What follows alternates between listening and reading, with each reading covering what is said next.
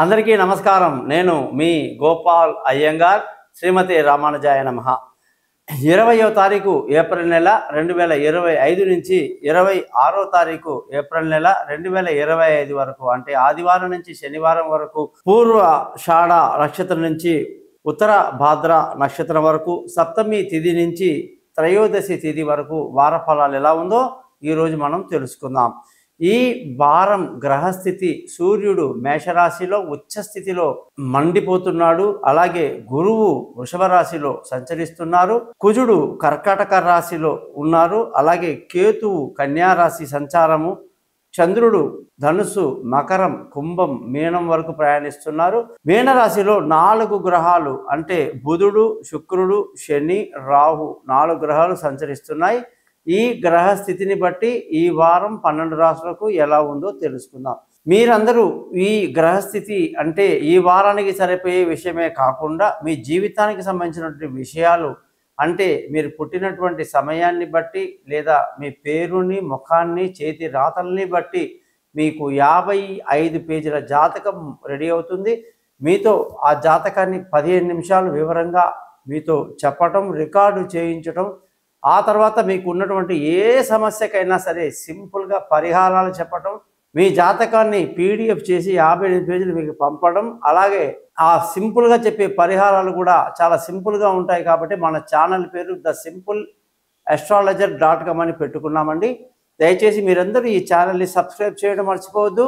జాతకం వరకు నన్ను కాంటాక్ట్ చేయండి. మీ గోపాల్ అయ్యంగార్. గురుదక్షిణ ఉంటుంది, ఎలా పే చేయాలో చెప్తాను.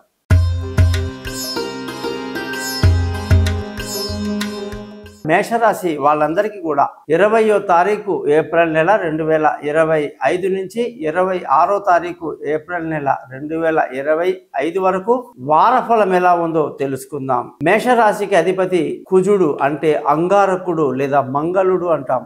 నిప్పు, ఫైర్ అన్నమాట. ఈ మేషరాశి అంటేనే ఫైర్ రాశియే. అగ్నితత్వ రాశి అంటారు ఈ రాశిని. నిప్పుతో ఉంటాడు వీడు. ఆ కుజుడు ఉన్న స్థానాన్ని బట్టి మనిషి యొక్క గుణం ఉంటుందండి. ఆ సూర్యుడు వెళ్ళి ఆ యొక్క అంగారకుడు అంటే నిప్పు వెళ్ళి సూర్యుడి మీద కూర్చున్నాడు. ధనుసు రాశిలో కూర్చున్నా, మీనరాశిలో కూర్చున్నా, వృశ్చిక రాశిలో కూర్చున్నా ఆ మనిషి భగభగ మండిపోతుంటాడు. కోపం కోపం కోపం, విభత్సమైనటువంటి కోపం.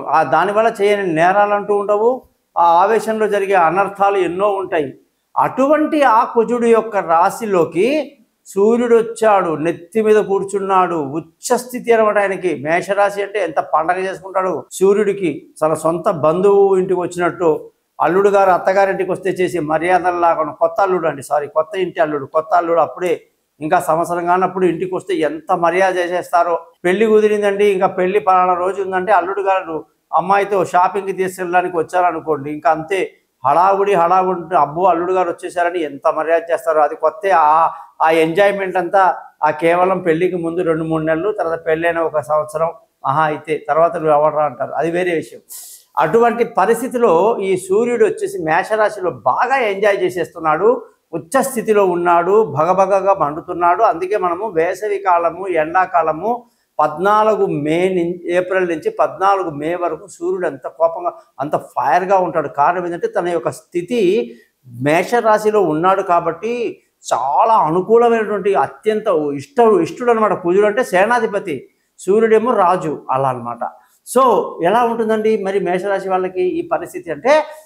ఆత్మవిశ్వాసం విపరీతంగా ఉంటుందట. అనుకున్న పని అనుకున్నట్టుగా తేలికగా చేసి పడేస్తారట. ఇక కుదరదు, ఇది చాలా కష్టం అనుకున్న పనిని అవలీలగా చేసి పడేస్తారట. దమ్ము, ధైర్యం, ఇంకా పరాక్రమం, ఆవేశం అన్నీ కూడా ఈ రాశి వాళ్లకు ఈ వారం అద్భుతంగా ఉంటుంది. అందులోనూ కుజుడు కర్కాటక రాశిలో ఉండడం వల్ల విందులు, వినోదాల్లో పాల్గొనడం, సంతోషంగా ఆనందంగా గడపడం, అనేక రకాల శుభకార్యాలు, అన్ని రకాల ఎంజాయ్మెంట్లు బాగుంటాయని చెప్పేసి ఖచ్చితంగా చెప్పొచ్చు. ధనాధిపతి విపరీతమైన ఖర్చు పెట్టిస్తున్నాడు. ఉన్నదంతా తీయిస్తున్నాడు, దాచుకున్నదంతా తీయిస్తున్నాడు. అన్ని తీయించి ఆ శుక్రుడు బాగా ఖర్చు పెట్టిస్తున్నాడు. ఎంజాయ్ చేయను ఆయన అని.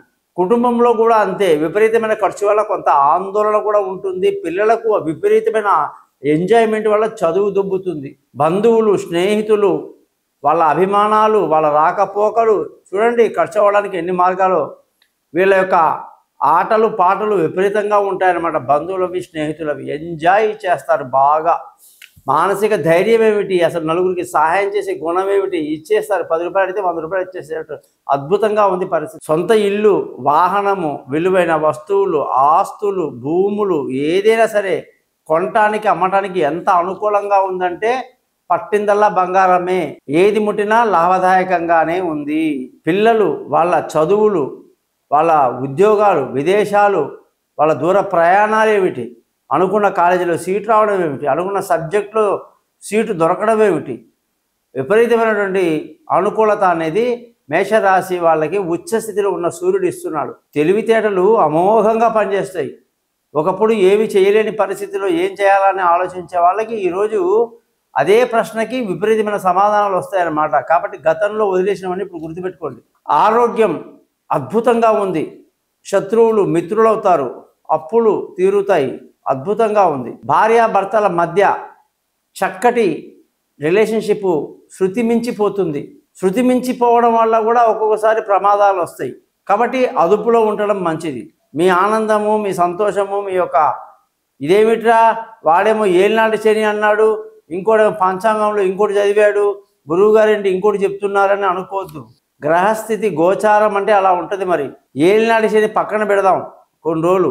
ముందు ఈ మిగతా గ్రహాలు ఎంత అద్భుతంగా ఉన్నాయో అది చూసి ఎంజాయ్ చేయండి. భార్యాభర్తల మధ్య శృతి పెంచిపోతుంది. రిలేషన్ జాగ్రత్త. పార్ట్నర్షిప్లో ధన నష్టం ఎక్కువ ఉంటుంది. పెళ్ళి కాని వాళ్ళకి శుభవార్తలు ఉంటాయి, కానీ టైం పడుతుంది. ప్రేమికులకి అనుకూలంగా ఉన్నప్పటికీ కొన్ని చెప్పా కదా, మోతాదు ఎక్కువైతే మందు పనిచేయదని జాగ్రత్తగా ఉండాలి. అలాగే ఈ రాశి వాళ్ళకి ఆయుష్ బ్రహ్మాండంగా ఉంది. మంచి ఆరోగ్యంగా చూసుకుంటే మంచి ఇది అదృష్టం బాగుంది. ధర్మ మార్గాన్ని ఎంచుకుంటారు. తండ్రి పెద్దల ఆశీస్సులు బాగున్నాయి. ఉద్యోగంలో ప్రమోషన్లు, ఇంక్రిమెంట్లు, పై అధికారుల ప్రశంసలు అన్నీ కూడా కొంచెం వరకు తగ్గుతుంది గతం కన్నా. కానీ గట్టిగా ప్రయత్నం చేస్తే మానవ ప్రయత్నంగా మించింది ఏమీ లేదు. అరచేతి పిడికిలి బిగించి నీ చేతి రేఖలు మార్చుకో అన్నాడు పెద్దవాళ్ళు. అలాగే ఉద్యోగంలో కొంచెం కష్టంగా ఉన్నా, వ్యాపారంలో కష్టంగా ఉన్నా ఒళ్ళు దగ్గర పెట్టుకుంటే అన్నీ సెట్ అవుతాయి. కాస్త అధికంగా ఉంటుంది. ఈ వారంలో మీరు ఎటువంటి సందేహాలు ఉన్నా, ఎటువంటి డౌట్స్ ఉన్నా నా నెంబర్కి ఫోన్ చేయండి. నేను మీతో మాట్లాడతా. గోపాలయ్య.